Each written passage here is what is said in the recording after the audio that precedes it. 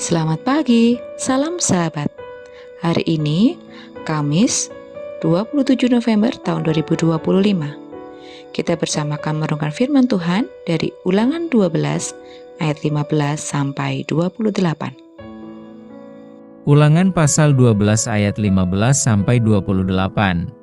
Demikianlah firman Tuhan, tetapi engkau boleh menyembelih dan memakan daging sesuka hatimu, sesuai dengan berkat Tuhan, Allahmu, yang diberikannya kepadamu di segala tempatmu.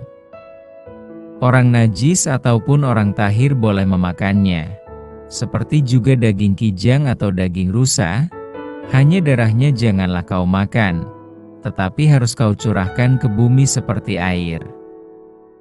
Di dalam tempatmu tidak boleh kau makan persembahan persepuluhan dari gandummu, dari anggurmu dan minyakmu, ataupun dari anak-anak sulung lembu sapimu dan kambing dombamu, ataupun sesuatu dari korban yang akan kau nazarkan, ataupun dari korban sukarelamu, ataupun persembahan khususmu.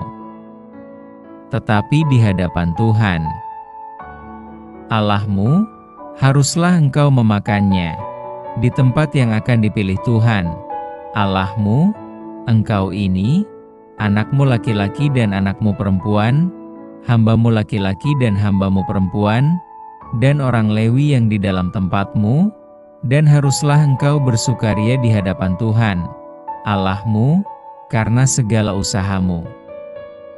Hati-hatilah, supaya jangan engkau melalaikan orang Lewi, selama engkau ada di tanahmu. Apabila Tuhan, Allahmu, telah meluaskan daerahmu nanti, seperti yang dijanjikannya kepadamu dan engkau berpikir, aku mau makan daging, karena engkau ingin makan daging, maka bolehlah engkau makan daging sesuka hatimu. Apabila tempat yang akan dipilih Tuhan, Allahmu, untuk menegakkan namanya di sana, terlalu jauh dari tempatmu, maka engkau boleh menyembelih dari lembu sapimu dan kambing dombamu yang diberikan Tuhan kepadamu, seperti yang kuperintahkan kepadamu, dan memakan dagingnya di tempatmu sesuka hatimu. Tetapi engkau harus memakan dagingnya, seperti memakan daging kijang atau daging rusa, baik orang najis maupun orang tahir boleh memakannya. Tetapi jagalah baik-baik, supaya jangan engkau memakan darahnya, sebab darah ialah nyawa, maka janganlah engkau memakan nyawa bersama-sama dengan daging. Janganlah engkau memakannya, engkau harus mencurahkannya ke bumi seperti air. Janganlah engkau memakannya, supaya baik keadaanmu dan keadaan anak-anakmu yang kemudian, apabila engkau melakukan apa yang benar di mata Tuhan. Tetapi persembahan kudusmu yang ada padamu dan korban nazarmu haruslah kau bawa ke tempat yang akan dipilih Tuhan. Engkau harus mengolah korban bakaranmu, daging dan darahnya. Di atas mezbah Tuhan, Allahmu, dan darah korban sembelihanmu haruslah dicurahkan ke atas mezbah Tuhan, Allahmu, tetapi dagingnya boleh kau makan. Dengarkanlah baik-baik segala yang kuperintahkan kepadamu, supaya baik keadaanmu dan keadaan anak-anakmu yang kemudian untuk selama-lamanya, apabila engkau melakukan apa yang baik dan benar di mata Tuhan, Allahmu. Dengan tema memperkuat relasi dengan Allah. Hari ini kita melanjutkan belajar tentang kumpulan hukum-hukum Allah kepada umat Israel. Kalau kita merujuk ayat 1-14, di situ dibicarakan tentang bagaimana umat Israel dapat menjaga kekudusan ibadah mereka kepada Allah.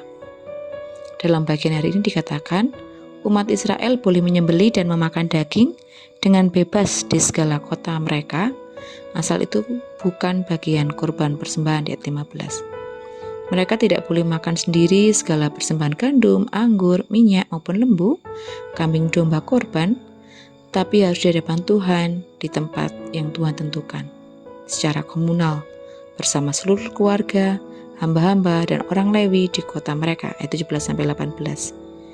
Ini dilakukan dengan bersukaria. Hal ini menunjukkan kesatuan dalam beribadah kepada Tuhan.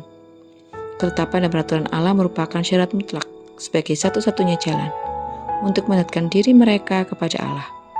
Salah satu contoh kecil tata cara yang harus diperhatikan dan dilakukan di dalam peribadahan umat Israel adalah berkait dengan korban persembahan bagi Tuhan. Secara terperinci melalui Musa, Allah telah membeberkan banyak hal tentang peraturan tersebut. Oleh karena itu, umat Israel wajib melakukan apa yang sesuai dengan titah Allah kepada mereka. Saat ini, kita juga merupakan umat yang percaya kepada Tuhan. Kita pun dituntut untuk menaati dan melakukan seluruh kehendak Tuhan dalam hidup kita, baik di dalam peribadahan, pelayanan maupun pekerjaan kita. Kita diajar untuk terus memperkuat iman dan menjaga kesucian, ketaatan, ketekunan, dan kesetiaan kepada Tuhan sebagai suatu persembahan yang hidup hanya kepada Tuhan, Sang Pemilik kehidupan kita. Memperkuat relasi kita dengan Tuhan disertai kesungguhan hati akan membawa berkat bagi kita. Dengan berkat dari Tuhan, kita pun dimampukan menjadi saksi-saksi bagi Tuhan dimanapun kita berada.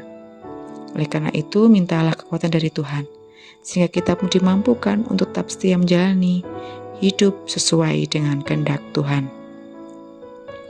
Mari bersama kita berdoa. Kami berkomitmen untuk memperkuat relasi kami dengan-Mu ya Tuhan, dengan menjadikan kesucian, ketaatan, dan kesetiaan sebagai persembahan hidup yang utuh kepadamu. Kami menegaskan bahwa kami akan melakukan seluruh kehendak-Mu dalam ibadah, pelayanan, dan pekerjaan kami. Karena itulah satu-satunya jalan untuk mendekatkan diri kepadamu. Kami bersukaria dalam bersekutu dengan sesama orang percaya, mengakui bahwa kesatuan dalam beribadah adalah bagian dari ketaatan pada titah-Mu. Kami mohon kekuatan dan kesungguhan hati untuk senantiasa menaati semua peraturan-Mu, agar kami layak menerima berkat yang memampukan kami menjadi saksi-Mu. Kami percaya dengan menjaga ketaatan, kami akan hidup dalam kebaikan dan berkat-Mu. Karena Engkaulah Sang Pemilik dan sumber kehidupan kami. Di dalam nama Tuhan Yesus, kami berdoa dan mengucap syukur. Haleluya. Amin. Selamat beraktivitas. Tuhan Yesus memberkati.